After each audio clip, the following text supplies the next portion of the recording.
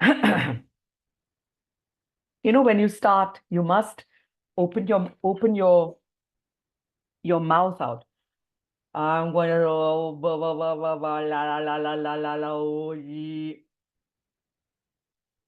open your mouth out. Looks crazy, but do some mouth twirls.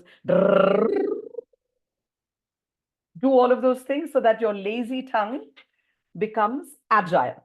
All right, so let's go again. The Selfish Giant by Oscar Wilde. Every afternoon, as they were coming from school, the children used to go and play in the giant's garden. It was a large, lovely garden with soft green grass.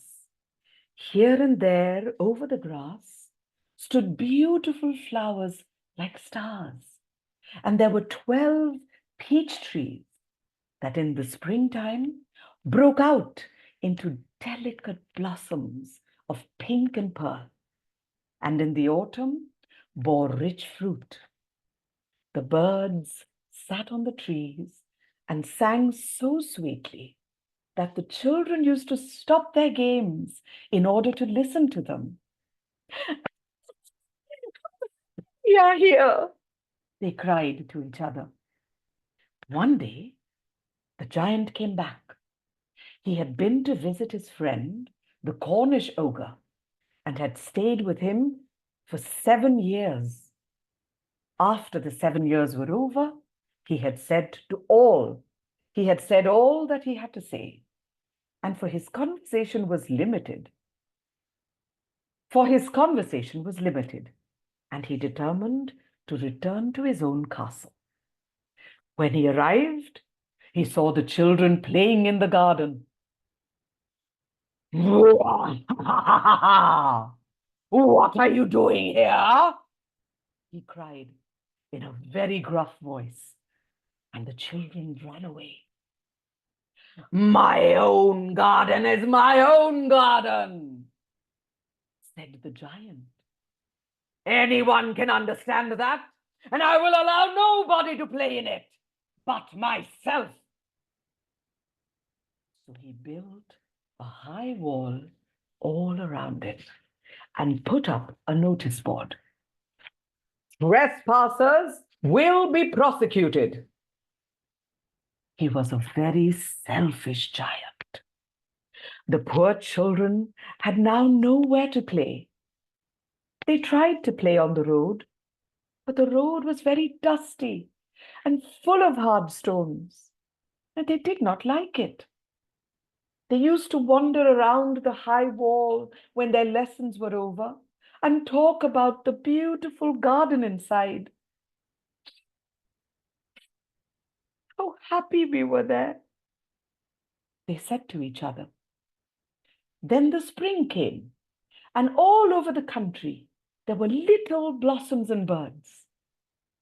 Only in the garden of the selfish giant, it was still winter. The birds did not care to sing in it, as there were no children, and the trees forgot to blossom. Once a beautiful flower put its head out from the grass, but when it saw the notice board, it was so sorry for the children that it slipped back into the ground again and went off to sleep. The only people who were pleased were the snow and the frost.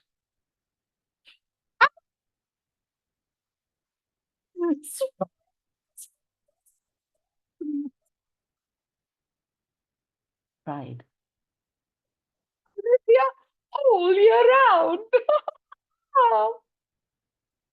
The snow covered up the grass with her great white cloak, and the frost painted all the trees silver. Then they invited the north wind to stay with them, and he came. He was wrapped in furs, and he roared all day about the garden and blew the chimney pots down. "This is a delightful spot," he said. Oh, we must ask Hail to come on and visit. So the Hail came every day for 3 hours.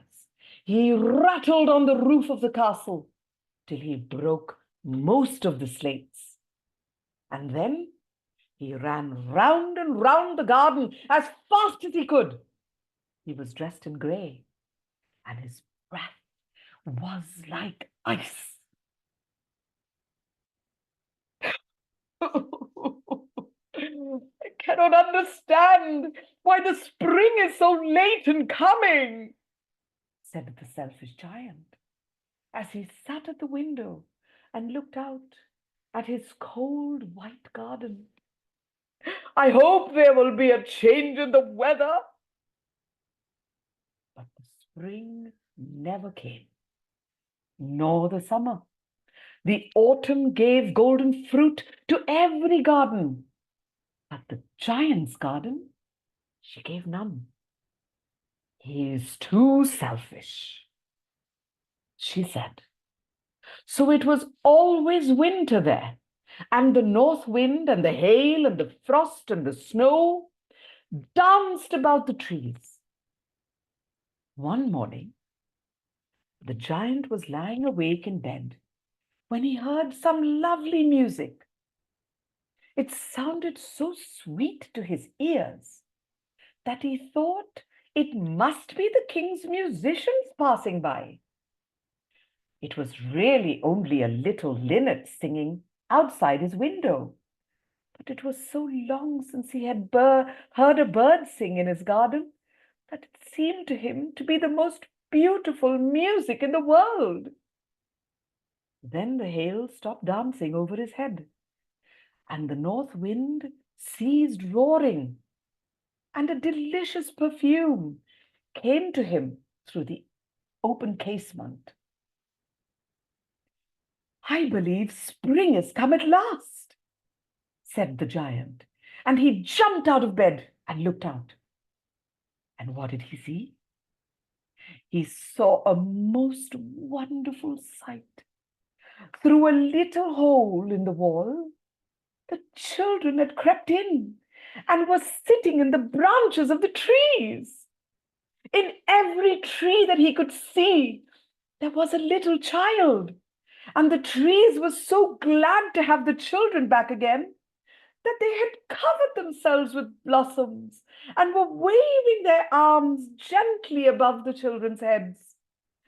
The birds were flying about and twittering with delight, and the flowers were looking up through the green grass and laughing. It was a lovely scene. Only in one corner, it was still winter. It was the farthest corner of the garden, and in it was standing a little boy. He was so small that he could not reach up to the branches of the trees, and he was wandering all round it, crying bitterly. The poor tree was still quite covered with frost and snow, and the north wind was blowing and roaring above it. Climb up, little boy, said the tree, and it bent its branches as low as it could. But the little boy was too tiny, and the giant's heart melted as he looked out. How selfish I had been, he said. Now I know why the spring would not come here. I will put that poor little boy on the top of the tree, and I will knock down the wall, and my garden shall be the children's playground forever and ever. He was really very sorry for what he had done. So he crept downstairs and opened the front door quite softly and went out into the garden. But when the children saw him, they were so frightened that they all ran away. The garden became winter again. Only the little boy did not run, for his eyes were so full of tears that he did not see the giant coming. And the giant stole up behind him and took him gently in his hand and put him up into the tree. And the tree broke at once into blossom. And the birds came and sang on it. And the little boy stretched out his arms and flung them round the giant's neck and kissed him. And then the other children saw. And the other children, when they saw that the giant was not wicked any longer, came running back. And with them came spring. "It is your garden now, little children," said the giant. And he took a great axe and knocked down the wall. And when the people who were going to market at 12 o'clock, they found the giant playing with the children in the most beautiful garden they had ever seen.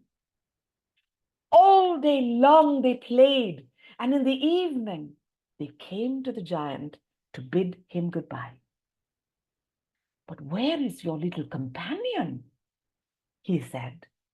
"The boy I put into the tree?" The giant loved him the best because he had kissed him. "We don't know," answered the children.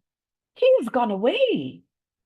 "Oh, you must tell him to be sure and come here tomorrow," said the giant. But the children said they did not know where he lived and had never seen him before. And the giant felt very sad.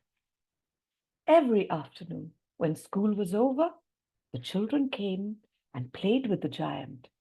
But the little boy whom the giant loved was never seen again. The giant was very kind to all the children, yet he longed for his first friend and often spoke of him. "How I would love to see him," he used to say. Years went over, and the giant grew very old and feeble.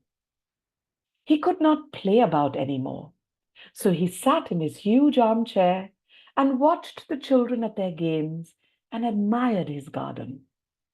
"I have so many beautiful flowers," he said. "But the children are the most beautiful flowers of all." One winter morning, he looked out of his window as he was dressing. He did not hate the winter now, for he knew that it was merely the spring sleeping and that the flowers were resting. Suddenly he rubbed his eyes in wonder and looked and looked. It certainly was a magnificent, marvelous sight. In the farthest corner of the garden was a tree quite covered with lovely white blossoms. Its branches were all golden, and silver fruit hung down from them, and underneath it stood the little boy he had loved. Downstairs ran the giant in great joy and out into the garden. He hastened across the grass and came near the little child. And when he came quite close, his fair face grew red with anger. And he said, "Who dared to wound thee?"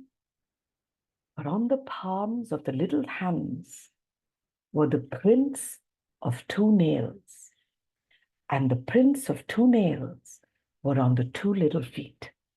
"Who had dared to wound thee?" cried the giant. "Tell me, that I might take my big sword and slay him." "Nay," answered the child, "but these are the wounds of love." "Who art thou?" said the giant, and a strange awe fell on him. He knelt before the child, and the child smiled at the giant and said to him, "You let me play once in your garden, and today you shall come with me to my garden, which is paradise." And when the children ran in that afternoon, pause.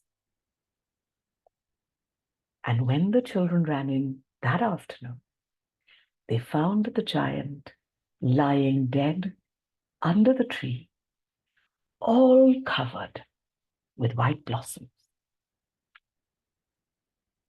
And that's the end of our story.